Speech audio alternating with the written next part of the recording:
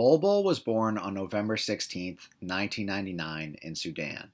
And if you recognize the last name, I guess the first name in this case as well, you might already know that Bol's father, Manute Bol, played in the NBA.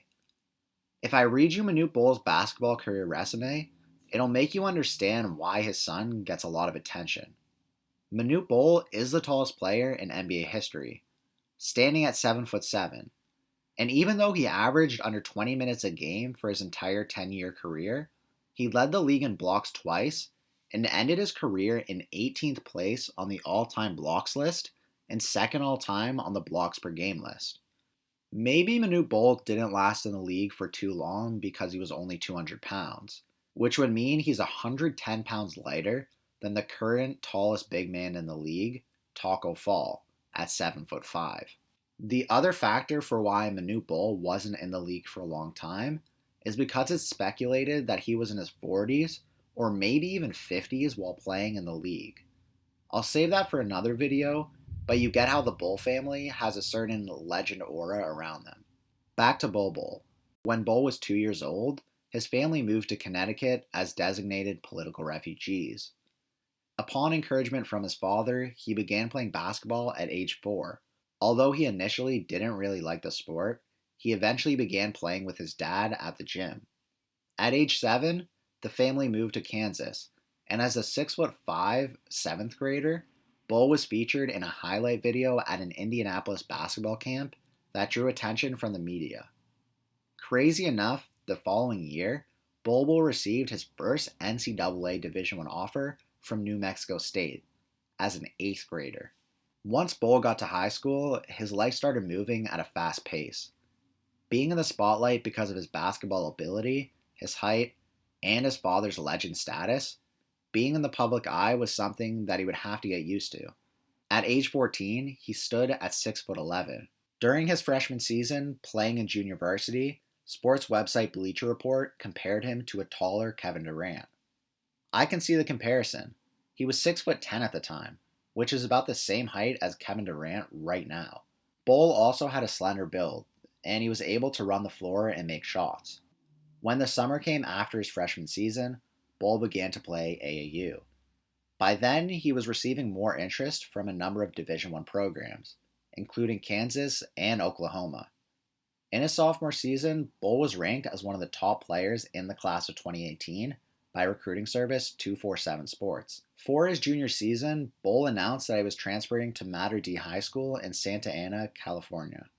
During the season, he had received offers from Arizona, USC, and Oregon. Bol's final transfer was to Findlay Prep in Nevada at the beginning of 2017. Bol was now 7'2" and 220 pounds. A good sign for Bol compared to his dad, that was 5 inches taller and 20 pounds lighter. Recruitment for Bol was at an all-time high, and highly anticipated, as he was rated a 5-star prospect by recruitment sites and was given a 96 rating by ESPN, being tied with Cam Reddish, RJ Barrett, and Zion Williamson. Bol Bol's recruitment journey came to a close near the beginning of his freshman year, as he committed to playing for the University of Oregon. Bol joined the University of Oregon as a freshman in the 2018-2019 season under head coach Dana Altman. Entering the season, he was considered one of the best prospects for the upcoming draft, although analysts described him as a polarizing prospect in the long term. Sadly for Bol Bol, the season did not go anywhere close to as planned. Even though Bol was leading the team scoring with 21 points per game, rebounding with 9.6, and blocks with 2.7 per game, in his 9th game of the season against San Diego, his left foot got injured, and it ended up being a season-ending injury. This was a tough spot to be in. Bol had a great start to his season, almost averaging a double-double with 3 blocks, shooting over 50% from the field, and from three-point range.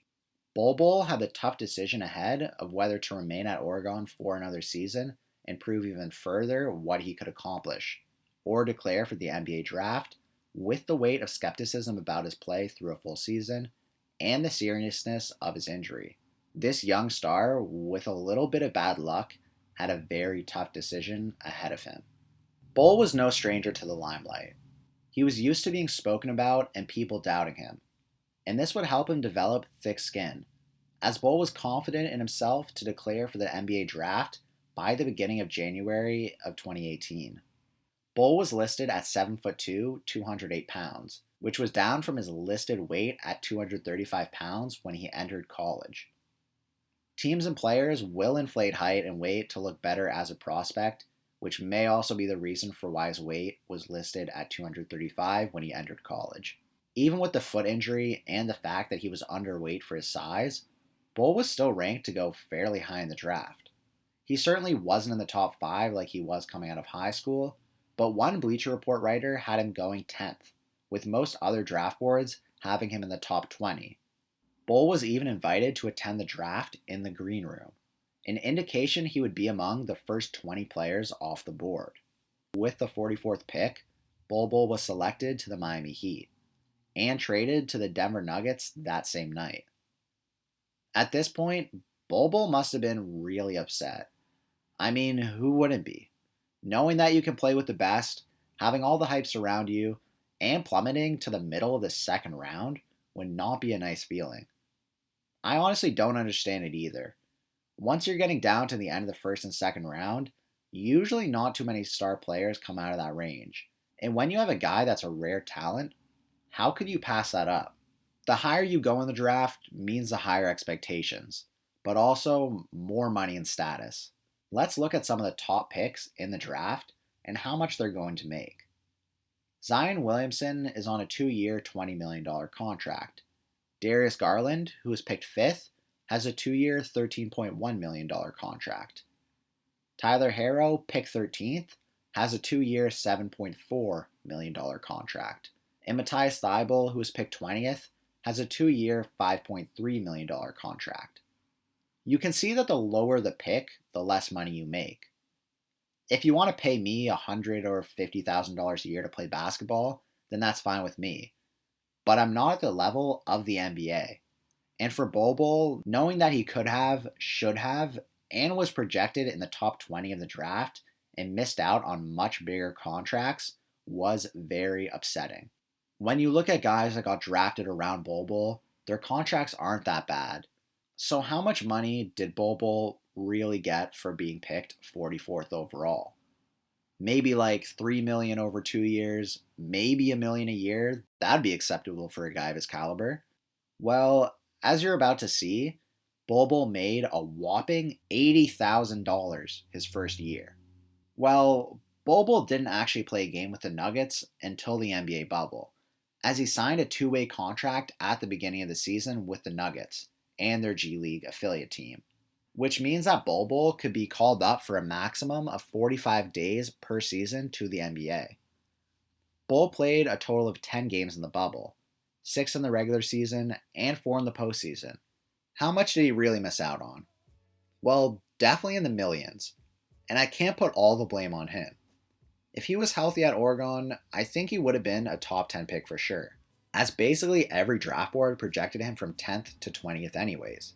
If Bol Bol stayed an extra year in college, that would have been a great decision as well, as maybe he could have got picked in the top 5. Let's be honest, the 2019 draft class was one of the best classes we've seen in a while. If we look at the 2020 draft, there were some good players, but not the same caliber as the previous year.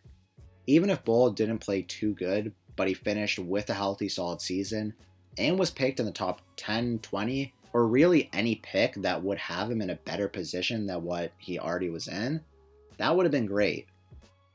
During the 2020-2021 NBA season, Bol was only averaging a couple of minutes a game, but to be fair, he's only 21 years old on one of the best teams in the league. No matter how Bol has been playing lately, he's definitely a fan favorite, and he's really fun to watch. Maybe in the coming years, Bol Bol will get an increased role in the Nuggets, or possibly even switch teams to one that suits him better. Bol Bol went into the NBA draft betting that teams will take a chance on him, even though things looked a bit uncertain.